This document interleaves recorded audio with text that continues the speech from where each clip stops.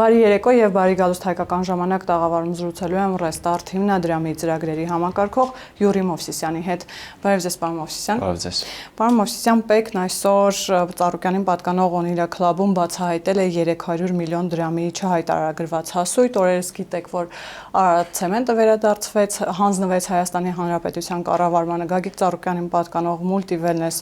մարզասրահի շենքը անցավ Երևանի քաղաքապետարանին։ Ինչը տեղի ունենում ըստ ձեզ, սա վեթինգ է, խոստացված եւ ուշացված, սա անձնական հաշվեհարդար է, ինչպես ընդդիմությունն է պնդում, թե դուք այլ տարբերակներ կասեք։ Իրականում այս իրադարձությունները, որ տեղի են ունենում Ծառուկյանի շուրջ, երկու հարթությամբ Սրանք իրավական գործընթացներ են։ Ես հենց դա եմ ուզում ասել, ես կարծում եմ, որ սա թե իրավական, թե քաղաքական գործընթաց է, որովհետեւ իմ կարծիքով ազնիվ չէ միայն իրավական հարթության վրա դիտարկելը, ըստ էության այս իրադարձությունը տեղի են ունենում 2026 թվականի հունիսի 7-ից հետո։ Իսկ հունիսի 7-ից առաջ հայտարարությունները քաղաքական իրավիճակ մենք շատ լավ հիշում ենք, թե Ծառուկյանը եւ Փաշինյանը ինչպիսի փոխհրաձգության մեջ էին գտնվում, նույնիսկ հատում են այդպես անձնական, բարոյական մի շարք կարմիր գծեր, հայտարարում ով ում առյուծի վանդակը գցի եւ այլն, շատ գռեհիկ խոսույթ է իրականում ընդհանուր առմամբ, բայց դա այդ քաղաքական հարթությունն է, որը կարելի ասել ով հաղթեր նայել այսպիսի միջոցներ կիրառելու, ինչը եթե նայենք մարդու իրավունքների, ժողովրդավարության տեսանկյունից առնվազն ինձ համար խնդրահարույց է։ Հիմա կա իրավական հարթությունը, եթե Հայաստանում շատ քիչ մարդիկ այսօր կարող են գտնվել, ովքեր կարող են ասել, որ Ծառուկյանին ձերբակալելու կամ նրա ունեցվածքը ինչ որ ձև հետ վերադարձնելու համար իրավական հիմքեր չկան։ Սրա մասին իրավական հիմքերը կային նույնիսկ 2018-ին եւ 2018-ից առաջ, երբ որ պետք է լինում քաղաքական իշխանություններին, մենք հիշում ենք Սերժ Սարգսյան, Գագիկ Ծառուկյան հայտնի փոխհարաձգությունը։ Հիմա կոնկրետ այս իրավիճակում կա թե իրավական գործընթացը, այսինքն այն դատախազության կողմից ներկայացված այն գործերը, որոնք շատ հաճախ հանրայնացվում են, նշվում են, թե ինչ ունեցվածքի մասին է, ինչ պրոցեսների մասին է, եւ նաեւ կա քաղաքական հարթությունը եւ կարծում եմ դեռևս քաղաքական հարթությունը գերակշռում է, այսինքն ըստ էության կարող ենք ասել, որ եթե Ծառուկյանը չլիներ ակտիվ քաղաքականության մեջ, դժվար թե կանխատեսել լիներ, որ հենց այս նույն ձևով, այս նույն մոտեցումներով նրան կձերբակալի։ Սա փաստ է, սա նույնիսկ նաև հենց քաղաքական մեծամասնության ղեկավար Նիկոլ Փաշինյանն է դրա մասին խոսել, որ մենք գործարարներին կամ նախկին բիզնեսմենին, ովքեր օլիգարխիկ, այդ քրեաօլիգարխիկ համակարգի մաս են կազմում, այսպես ասած շանս ենք տվել եւ ովքեր շանսը օգտագործել են, նրանց որևէ բան չի սպառնացել։ Իսկ ովքեր փորձել են տարբեր քաղաքական իրադարձություններում ստանձնել առաջնորդական դեր, նրանց սպառնացել է եւ հատկապես 26 թվականի հունիսի 7-ից նրանք պետք է անպայման իմանան, որ այս ապօրինի գույքի բռնագանձման մասով գործընթացները, նաեւ քաղաքական, քրեական տարբեր գործընթացներ ավելի արագ տեմպերով են շարժվելու։ Իսկ իրավապահների ձեռքերը կհասնի նույն Սամվել Կարապետյանին, Ռոբերտ Քոչարյանին, թե այս դեպքում արդեն ապօրինի գույքը բռնագանձելով կսահմանափակվենք։ Դե իրականում Սամվել Կարապետյանի մասով կարող ենք հենց Հեցի օրինակը որպես այդպեսին բերել, որ այդ գործընթացը սկսեց։ Իրականում Հեցի օրինակը ինչով է ինքը տարբերվում մնացյալ օրինակներից, որովհետև սա ոչ միայն Սամվել Կարապետյանի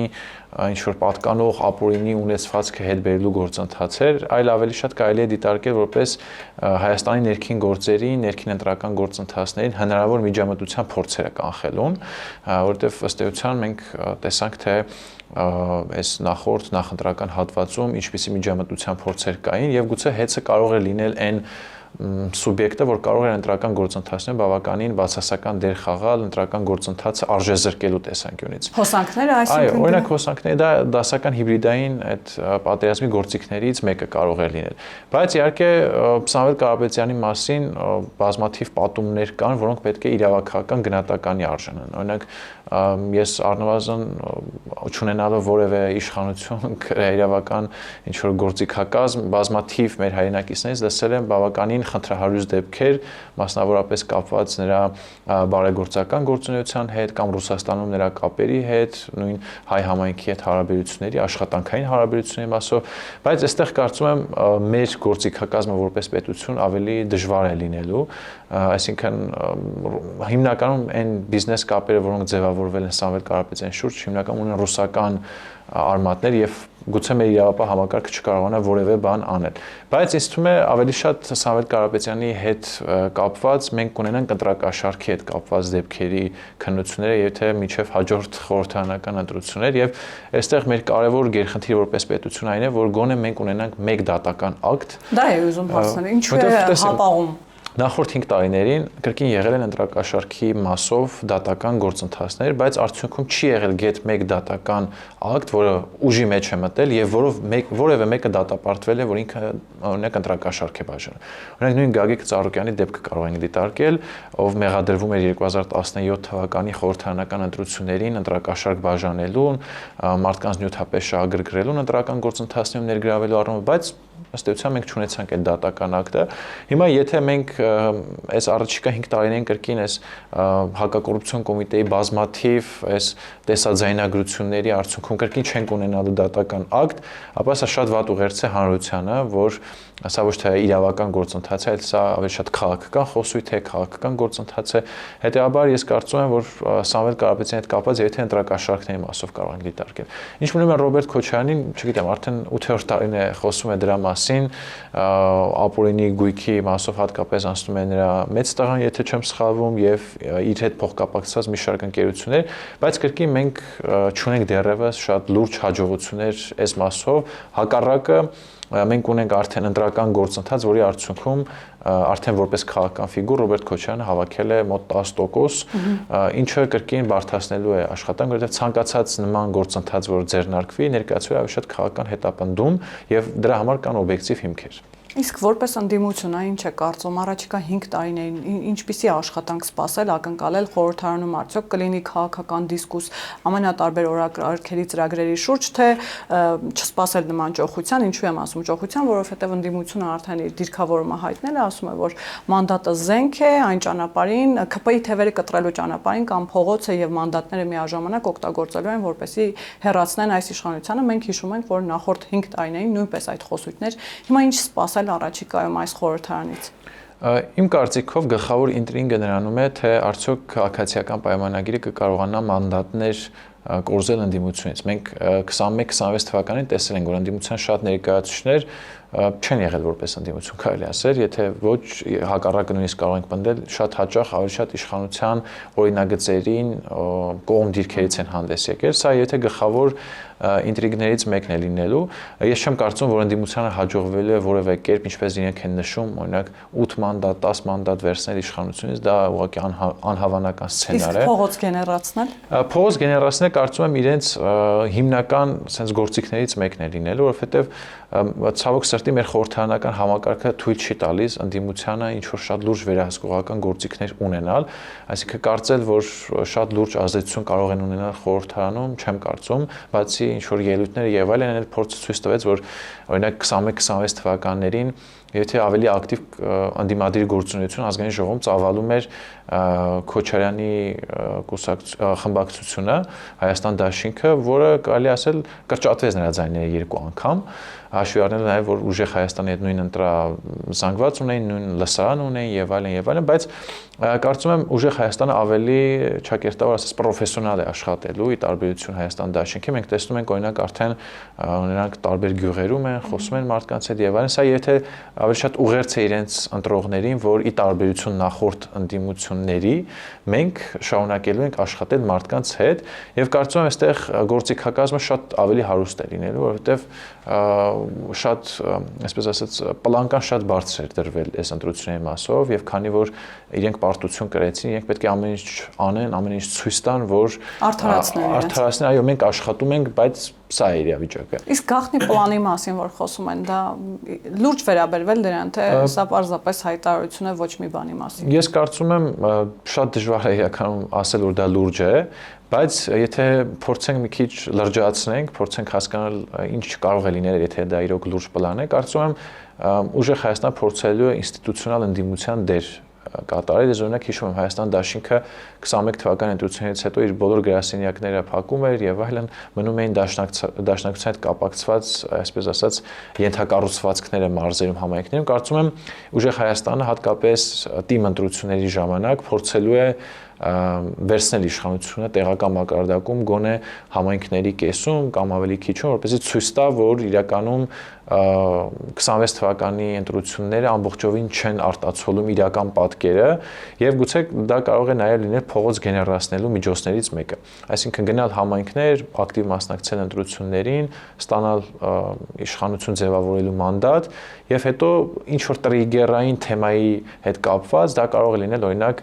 հանրաքվեի հետ կապված թեման։ Այսինքն գնալ մարզերում ձևավորել ավելի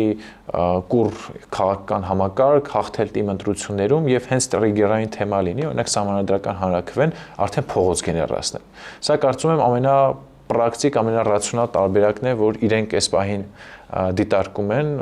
Իսկ ունեն կրիտիկական զանգված փողոց գեներացնելու պարագայում, թե էլի նախորդ 5 տարիների սցենարով է այդ ամբողջը լինելու։ Այսինքն փողոց են դուրս գալիս հստակ քանակով մարդիկ, հասկանալով նաև, որ այդ իմաստով որևէ բան չեն կարող փոխել։ Իմ կարծիքով չունեն, ընդհանրապես ուժեղ Հայաստանը ամենաապակաղաքական ընդդիմությունն է Հայաստանի պատմության մեջ, ես ուղղակի այլ դեպք դրվագ չեմ հիշում։ Օրինակ, տեսեք, նույնը չեմ կարող ասել Հայաստան դաշինքի մասին, օրինակ 2021 թվականի ընտրության մասով, կոնկրետ գաղափարական ուղղվածության քաղաքական տարբեր դեմքերի ամբողջություններ կարող ենք համաձայն չլինել, կարող ենք ծայրահեղ գնահատել, կարող ենք ասել այնտեղ որոշները ունեն այլ կարծիք եւ այլն, բայց քաղաքական ընդդիմություններ, որը ուներ իր պատկերացումներ տարբեր հարցերի շուրջ։ Հիմա ուժեղ Հայաստանի դեպքում այդ գաղափարները այդքան էլ հստակ չեն, այսինքն ոչ մեկ չգիտի ուժեղ Հայաստանը ինչ գաղափարների կրող է։ Դա հիմնականում արտացոլվում է իրենց առաջնորդների, ավելի ճիշտ առաջնորդի հայտարարություններում, երբեմն իհարկե մենք Սամվել Կարապետյանի հայտարարությունը չեն կարողանում վերցանել, բայց օրինակ Նարեկ Կարապետյանը խոսում է մեր ազգի, այսպես ասած, միսիոներական էության մասին, որ մենք առաջինն ենք քրիստոնեություն ընդունել մի աստվածային եւ այլն, դրանով պայմանավորում է հայ ազգի բացառիկ լինելը եւ այլն, բայց մյուս կողմից մեկ էլ տեսնում ես խոսում են օրինակ ազատ սեփականության, բիզնեսի մասին, այսինքն շատ խառը գաղափարախոսություն է, որը արտահայտված է զուտ մեկ անձի կամ մեկ ընտանիքի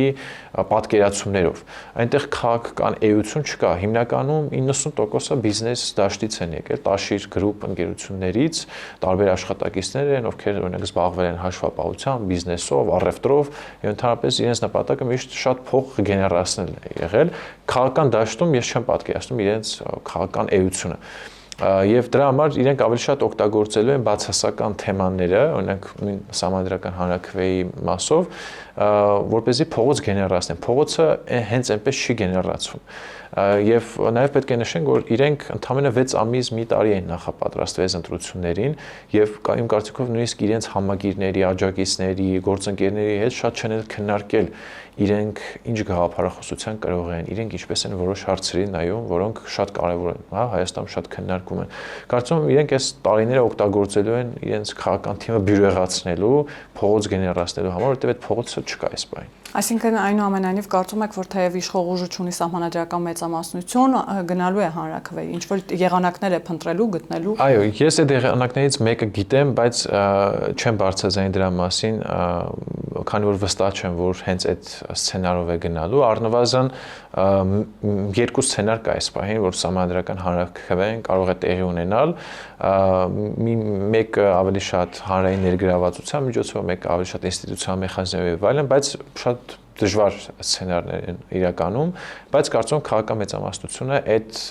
ճանապարհային քարտեզը ունի, ընդդիմությունները դա շատ լավ պատկերացնում է եւ կարելի ասել երկու կողմերը ավելի շատ հիմա պատրաստվում են հիմնական ճակատամարտին, որովհետեւ իմ կարծիքով իրական սահմանադրական հանրաքվեի հարցը շատ զգայուն հարց է լինելու։ Ճակատամարտը լինելու է դրա շուրջ։ Այո, ես կարծում եմ, որ քանի որ Հայաստանին առաջիկայում սպասում են շատ կարևոր որոշումների կայացումներ շատ կարևոր հարցերի շուրջ, կապված Հայաստանի դիվերսիֆիկացման հետ կապված, հատկապես Ռուսաստանից կախվածությունների նվազեցման մասով, նոր գործընկերների հետ նոր որակի հարաբերություն ունենալու մասով, ես գրեթե վստահ եմ, որ ցանկացած զգայուն թեմա, ինչպես օրինակ 21-26 թվականին մենք տեսանք, օրինակ սահմանազատման, սահմանագծման ժամանակ, կամ ինչպես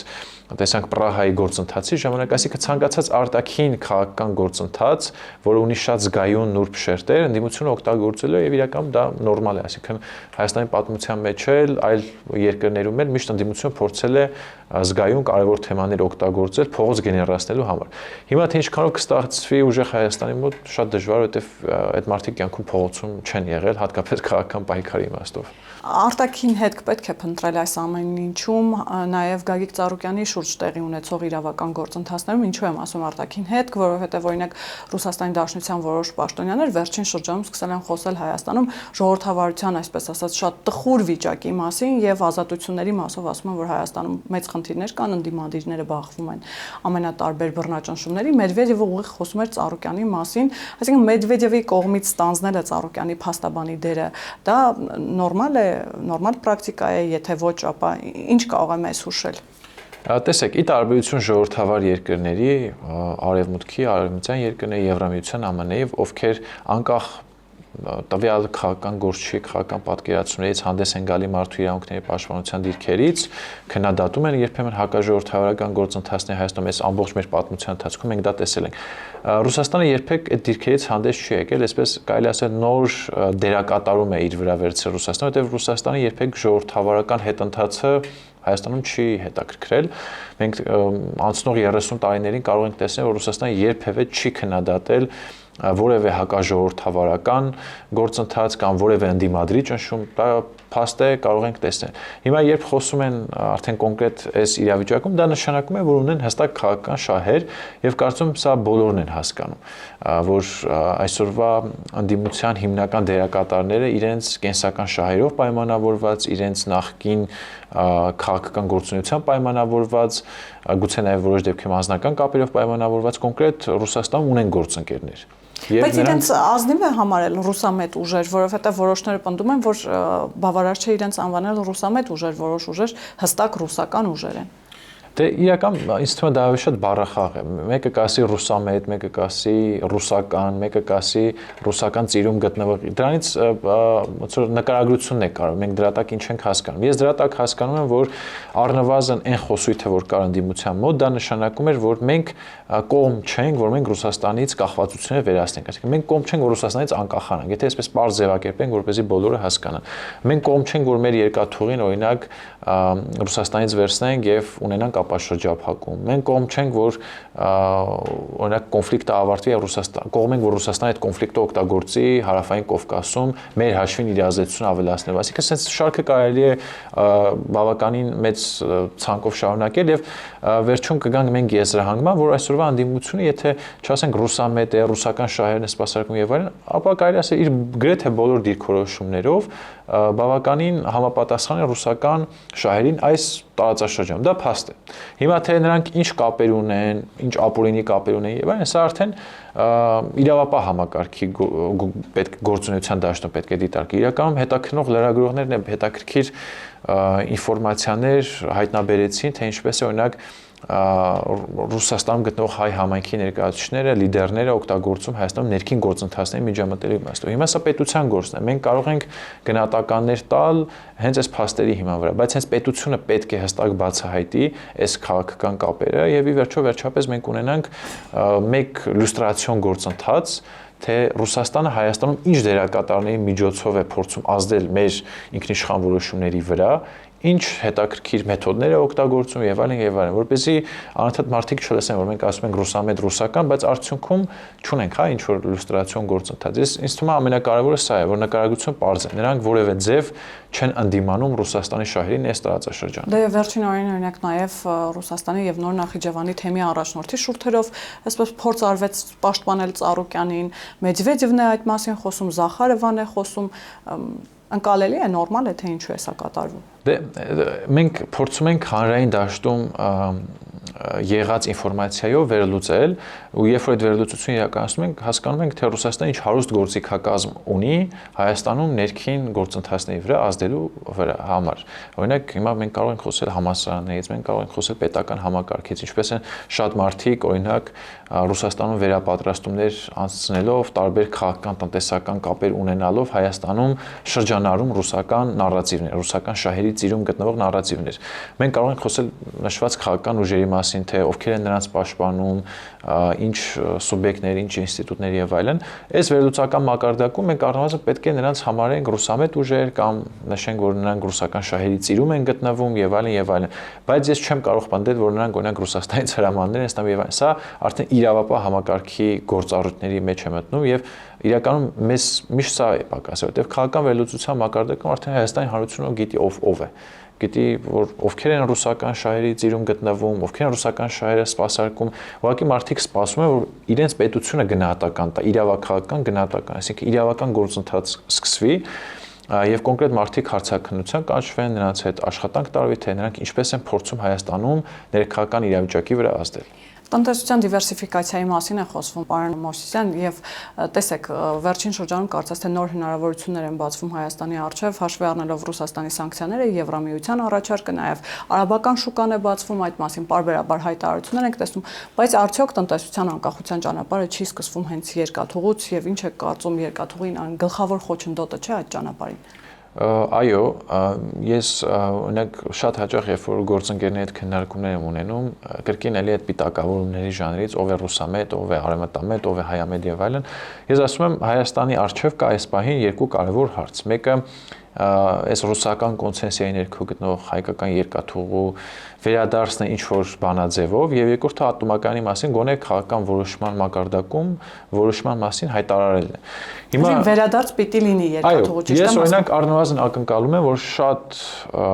կարճ ժամանակում, լավ, կարող ենք ֆիքսել օրինակ մինչև 1 տարվա ընթացքում, ընտրությունից հետո 1 տարվա ընթացքում, եթե քաղաքական մեծամասնությունը այս երկու հարցերը չի լուծում, մնացած թեմաները քաղաքական խոսույթի ժանրից են լինել, որովհետև մենք կարող ենք շատ խոսել ինքնիշխանության մասին, որ այլևս որևէ մեկը մեզ չի ասում, թե ով պետք է լինի մեր արտաքին գործերի նախարար, մեր պաշտպանության նախարար եւ այլն եւ այլն։ Մենք կարողանում ենք արդեն արևմտյան երկրների զենք գնել, բազմաթիվ գործընկերություններ հաստատել եւ այլն եւ այլն։ Բայց եթե մենք չենք կարողանում ռուսական կոնցենսիայի ներքո երկաթուղին վերցնել, ինչ որ բանաձևով դա կարող է լինել պետականացման գործընթացով, դա կարող է լինել երրորդ երկրին փոխանցման մասով, նույնը նաև ատոմակայանի մասով, որովհետև փորձը ցույց է տվել, որ նմանատիպ գործիքները Ռուսաստանը շատ է օգտագործում իր հարևանությամբ գտնվող այն երկրների դեմ, ովքեր փորձում են ինքնիշխանության խաղեր տալ, հա, այսպես ասած, փորձել որոշումներ կայացնել, որոնք իրենք համարում են ինքնիշխան։ Իսկ մյուս կողմից սա նաև ունի տնտեսական կոնկրետ սցենար։ Քանի դեռ երկաթուղին ռուսական է, մենք կարող ենք ասել Հայաստանը չի ապաշրջափակվել, Հայաստանը չի դիվերսիֆիկացվելու։ Հիմա Հայաստանի եւ Եվրոպայի երկաթուղային ճանապարհը պետք է անցնի Թուրքիայով։ Մենք Թուրքիայի հետ ինչ երկաթուղային կապ ունենք այսօր, ինչ վիճակում է գտնվում, ինչ ներդրումներ են հարկավոր, կամ ընդհանրապես Եվրամիությունը, տարածաշրջանի մյուս երկրները պատրաստ են ներդրումներ կատարել ռուսական կառավարման ներքո գտնվող հայկական երկաթուղում։ Իհարկե ոչ։ Եվ մեր հարևանները դրանից օգտվում են։ Օրինակ Ադրբեջանն ու Թուրքիան տարբեր երկրներում լոբինգ են իրականացնում, որ քանի որ հայկական երկաթուղին ռուսական է, մենք առաջարկում ենք, որ թրիփը ուղղակի գնա Նախիջևան, հետո Թուրքիա։ Եվ Եվրամիությունում դա հասկանում են։ Եվ դրա համար իրենց արժեվ պայման են դրել, եթե մենք կառուցում ենք Նախիջևանի երկաթուղին եւ հայերը կարողանում են վերցնել ռուսական երկաթուղին իրենց տիրապետության տակ, ապա թրիփը նաև կունենա եւս մեկ շարունակություն Հայաստանի տարածքով։ Այսինքն, այս բոլոր հարցերը, երբ որ նայում ենք, խոսում ենք դիվերսիֆիկացումից, ինքնիշխանությունից եւ այլն, կարծում եմ երկաթուղին ամենահրատապ եւ ամենակարևոր հարցերից մեկն է, որ մեր առջեւ այս բանը կանգնած է։ Պարոն Մովսիսյան, բայց ինչու է այդ իմաստով վախվորած կամ չասեմ վախվորած զգուշավոր քաղաքականություն է վարում Հայաստանի Հանրապետության կառավարությունը։ Մենք տեսնում ենք շատ զգուշավոր հայտարարություններ, փորձում են այսպես ռուսական կողմի հետ առնվազն խնդիրներ չառաջացնել եւ կառուցողական մթնոլորտում քննարկումների գնալ, բայց դրան զուգահեռ մենք տեսնում ենք ռուսական կողմի սուր արձագանքը սանկցիաները եւ միաժամանակ տեսնում ենք օրինակ ադրբեջանական կողմի սուր հայտարարությունները Ռուսաստանի վերաբերյալ, որ օրինակ խորհրդային տարիներին դա եղել է գաղութացման տարիներ, Ուկրաինայի մասով հայտարարում են, որ պետք է չհամակերպվի օկուպացիայի հետ, բայց Ռուսաստանից արձագանքը այնպեսին է, որ դա չի խանգարում երկու կողմերի հարաբերություններին։ Հիմա Հայաստանի դեպքում ինչու կա այս զգուշավոր վախվորած մոտեցումը, արդյոք սա էլի կախվածություններով է պայմանավորված նույն երկաթուղու, ատոմակայանի, ինչպես նշեցիք, թե նաև այլ հանգամանքներ կան։ օբյեկտիվ, սուբյեկտիվ։ Ես մի քիչ համաձայն չեմ, որ մենք վախվորած դիրքորոշում ունենք։ Ես ուղղակի կարծում եմ մենք մեր տնային աշխատանքը լավ չենք իրականացնում ու դա դրսևորվում է տարբեր ոլորտներում, օրինակ տեսեք գյուղմթերքի վերաբերյալ սանկցիաները։ Արդյոք մենք գիտենք, որ մի օր դա լինելու է։ Մենք կարող ենք կանխատեսել ռիսկերի մեջ, կարծում եմ պետական կառավարման մեջ ռիսկերի կառավարումը ամենակարևոր դերը պետք է ունենա մեր այսօրվա իրավիճակը հաշվի առնելով։ Մենք գիտենք դրա մասին, բայց մենք կարծես թե այդքան էլ լավ տնային աշխատանք չեն կարող։ Օրինակ, երբ որ խոսում եմ մասնագետների հետ, օրինակ նույն էկոնոմիկայի նախարարությունը, օրինակ սննդի անվտանգության հետ կապված այդքան էլ իր տեսչական ստուգումները, լաբորատորիաների գործունեությունը այդքան էլ լավ չի վերահսկել կամ արդյունավետ դարձրել։ Մենք դրա համար խնդիր ենք ունեցել։ Որպեսզի մնացած շուկաներում գոնե մեր տեղը Այո, որովհետև տեսեք, Ռուսաստանը պարզ է, որ սա որպես քաղաքական գործիք է օգտագործում, բայց նաև կան այլ երկրներ, ովքեր նույնպես խնդիր են տեսնելու մեր գյուղմթերքի մեջ։ Եվ երկրորդը դրա արդյունավետությունը, ընդհանրապես մեր գյուղատնտեսությունը արդյոք այսօր արդյունավետ է։ Մենք արդյոք լավ ջանքեր ենք գործադրել, որպեսզի մեր